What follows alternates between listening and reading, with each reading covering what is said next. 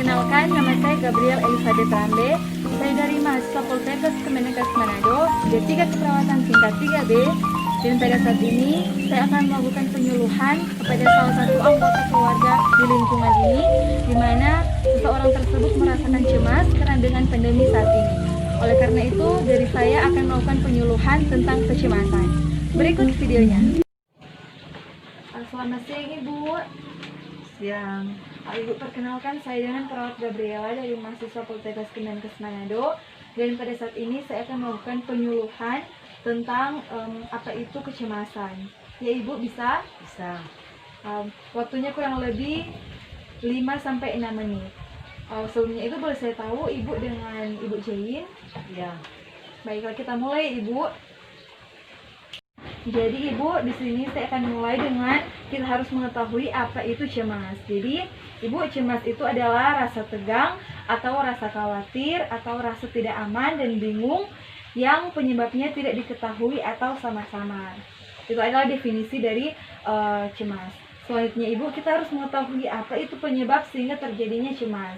Yang pertama itu adanya rangsangan yang berlebihan atau tidak mampu untuk dikatakan. Yang kedua, takut ditolak oleh orang lain dalam bergaul atau dalam berhubungan secara bertetangga dan bermasyarakat. Yang ketiga itu ketakutan yang dialami waktu kecil. Dan yang keempat adalah konflik di tempat kerja dan lain-lain. Jadi itu adalah penyebab-penyebabnya sehingga terjadi sehingga seseorang itu merasakan cemas atau khawatir, ya Ibu. Nah, selanjutnya di sini ada tanda dan gejala sehingga seseorang mengalami rasa cemas. Seperti yang sudah saya sebutkan tadi, di dalam tingkat ansietas itu ada tingkat ringan, sedang, berat hingga sampai ke panik. Selanjutnya di sini Ibu, saya akan menjelaskan tentang tanda dan gejala seseorang jika mengalami rasa cemas. Yang pertama itu kecemasan ringan. Yakni kecemasan ringan akibat ketegangan dalam kehidupan setiap hari. Ciri-cirinya sebagai berikut.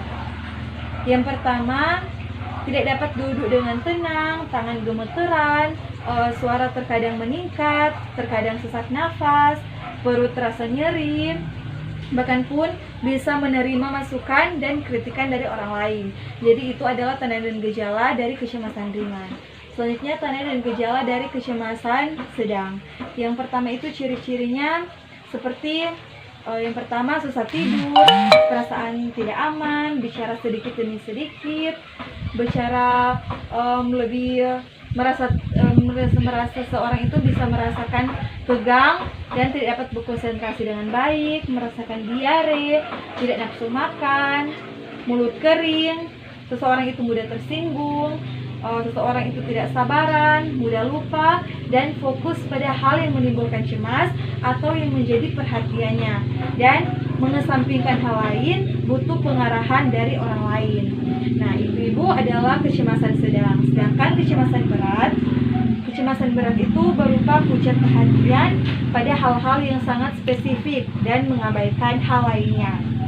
Jadi bicara sedikit, sakit kepala, berkeringat, penglihatan kabur, terdiam tiba-tiba dalam berbicara. Jadi seseorang itu bisa terdiam dalam berbicara. Selanjutnya, semua perilaku yang diarahkan untuk minta pertolongan dan butuh pengarahan yang sangat banyak untuk membagi perhatian kepada orang lain.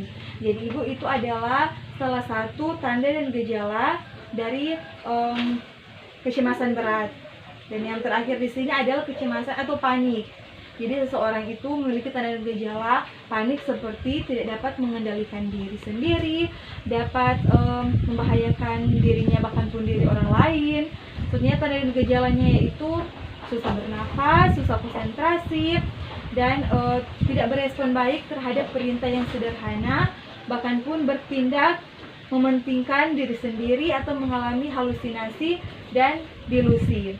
Soalnya ada nyeri dada dan ketakutan yang berlebihan dan kesemutan. Jadi itu adalah tanda dan gejala jika seseorang itu sedang memiliki tingkat panik. Nah Ibu, ini adalah seperti yang sudah saya katakan tadi, itu adalah 4 komponen tanda dan gejala sehingga seseorang itu merasakan cemas yang berlebihan. Selanjutnya Ibu, di sini ada perilaku seseorang untuk mengatasi kecemasan. Jadi di sini ada perilaku seseorang untuk mengatasi kecemasannya. Bisa yang pertama, perilaku menyerang atau agresif. Jadi Ibu, perilaku menyerang atau agresif ini dapat berupa menyelesaikan masalah dengan baik atau bersikap agresif dan bermusuhan. Nah, Ibu dapat juga timbul sikap menyalahkan orang lain, bahkan juga tingkah laku yang berlebihan. Dan yang kedua itu menarik diri.